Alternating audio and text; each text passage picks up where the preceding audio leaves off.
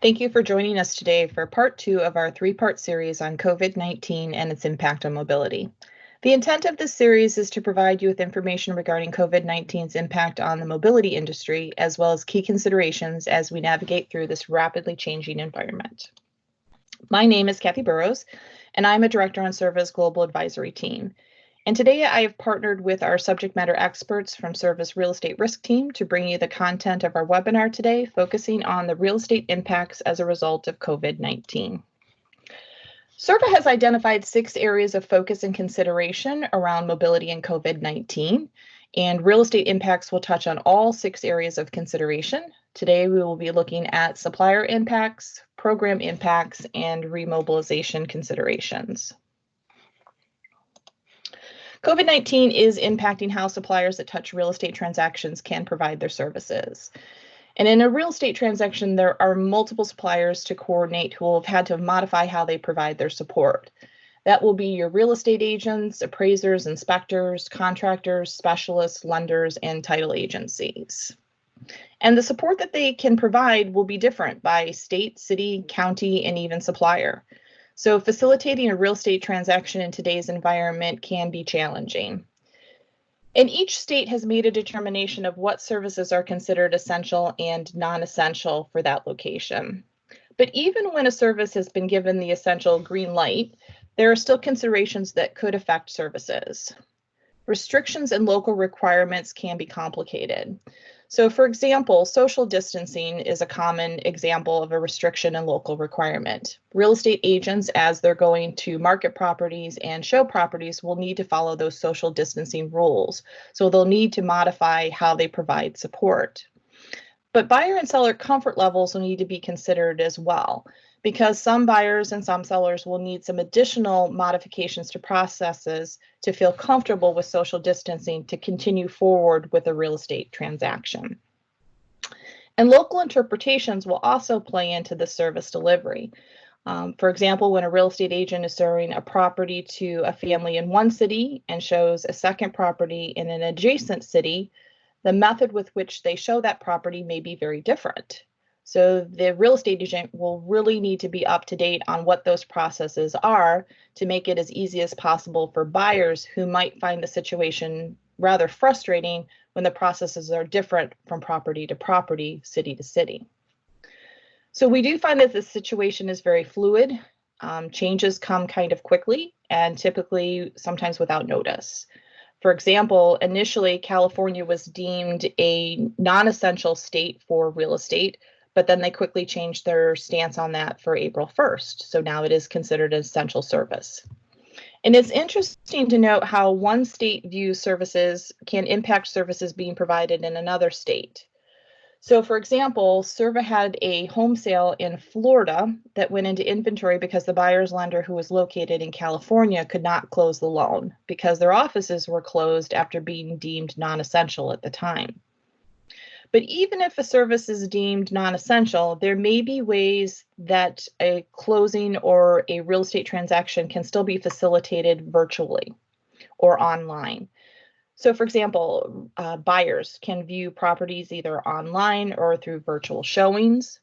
Appraisers and inspectors can use videos or real-time apps to view the property with the homeowner, or closings could be done virtually, either electronically or with e-filings. So coordinating a real estate transaction in the interim may be a little different and challenging. It will require some additional patience and flexibility from all parties involved in the transaction. It will be important to understand how these process changes will impact your timelines. Essentially, your employees may not be able to begin their moves, or their moves may be delayed. And there may be some unknown timelines for the employee as far as when they can complete their moves. And this could impact your organization's objectives if they're not able to count on the employee arriving in the new location, and especially if they're not able to start their new job in the old location, if they're not able to move initially to the new location. You may find yourself looking at implementing some interim strategies for your home sale programs to address these delays. You may need to extend your marketing times for your home sale program. You may need to delay the appraisals in your home sale program. You may need to pause the buyout process completely or extend the buyout timeline if you're not able to complete the appraisals, the inspections, or the closings in the location where the home is located. And in some locations, you may need to pause your home sale program completely or take the home off the market. It really will depend on the location where the property is located and the restrictions that are in place that govern the real estate transaction. Essentially, your employees are not going to be able to move as quickly as you need them to, and you'll need to make some allowances in your program for these delays. You may also need to consider some new home purchase strategies as well, as some employees may not be able to purchase a new home within the given time frame. They may need to take more than 12 months to purchase a home in the new location. You may find that your in-process employees will need some additional services as their timelines are delayed or paused as well. If an employee has moved to the new location and they have not been able to sell their property in the old location due to marketing conditions, they may need to travel back to that old location to assist with that paused or struggling home sale, or they will be visiting their family that has not joined them in the new location because the home has not sold. If the employee's moved to the new location but has not been able to move into a new property, you may have requests for extending temporary living accommodations and for household goods storage. You may find that you have employees supporting two properties longer if the circumstances in the departure location prevent them from selling their home timely. So there may be a need to support the employee with these duplicate housing payments for longer than expected. You may also find employees submitting for loss on sale benefits more frequently if the recovery in the housing values is delayed or we don't see a full recovery in the short to mid-term. You may also see requests for duplicate or additional costs for home sale or home purchase if those processes have been paused and then restarted, or if additional vendors have had to be brought in to complete the transaction for the employee. It will be important for the organization to understand the possible needs that their employees may have and the costs that may arise, and then to create a strategy around them to address them across the organization so that you have a clear path to follow with the business. From a cost perspective, timeline delays could also cause your relocation costs to cross over into 2021.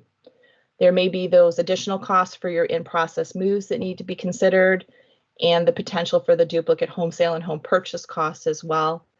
It will be important to provide visibility to the business for these additional expenses, as they may want to accrue some additional funds to cover those costs, especially if they're going to go into an additional calendar year.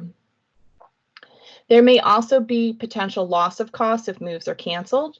If you have a move that has started where the employees moved into temporary living, there may be some costs with their home sale program as far as appraisals and inspections. If the move is canceled midstream, those costs would be considered lost costs. There could also be added costs for inventory properties if homes start to fall into inventory more rapidly. So the possibility of inventory carrying costs and loss on sale will need to be anticipated for all real estate transactions as part of any interim strategy that you consider. Now, we have seen, in an effort to help mitigate COVID-19 impacts on home sales, an increase in the use of the force majeure addendums in the listings and sales documents. And this addendum would allow parties to suspend or discontinue performance of its contractual obligations under specific circumstances related to COVID-19. And this may be a strategy that you want to consider for your home sale program. So once you understand the real estate impacts to your program, a current state assessment of your population will be important to design and implement an interim strategy for your in-process moves. So by reviewing your current population and understanding where they are in the relocation timeline, what additional costs they might need to have added to their budgets, the business can then take a look at their objective for the relocation, and then you can establish a better interim strategy to support that move going forward. And it will be critical to maintain open lines of communications with your business lines and HR, as their feedback will be very critical for the many decisions that you're going to be making with your interim strategies and mitigation planning for some of the cost overruns to your program.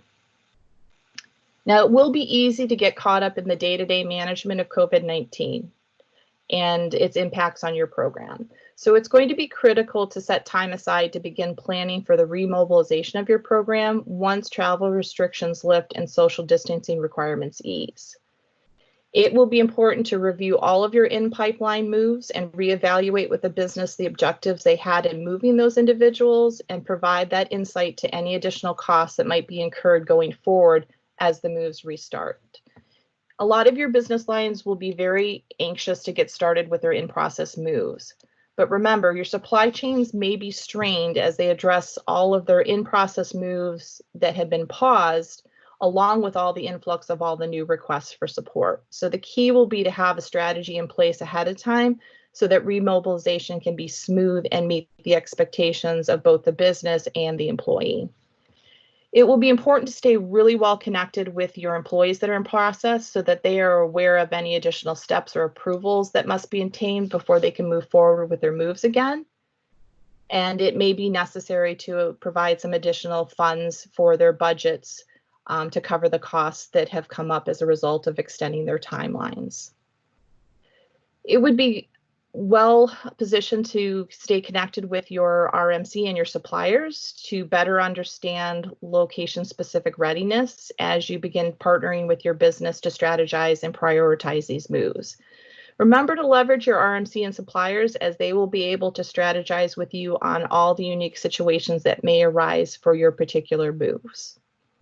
An open line of communication with your organization will also allow you to keep them updated on location readiness and set expectations with them as far as when employees can continue to move forward with their relocations.